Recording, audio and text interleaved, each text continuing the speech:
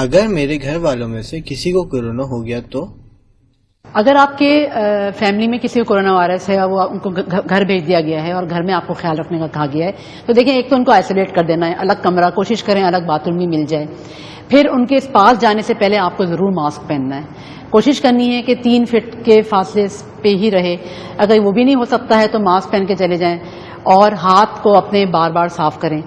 ان کو بھی ہاتھ صاف کرنے کو کہیں، خود بھی ہاتھ صاف کریں. گھر کی صفائی کا رکھیں، وہ ایریا جہاں وہ رہ رہے ہیں ان کی صفائی رکھیں، جس میں ٹیبلز کو صاف کریں، بستر کی ریلنگز کو صاف کریں اور گھر کی اوور آل صفائی رکھیں. برتن ان کے الگ رکھ لیں.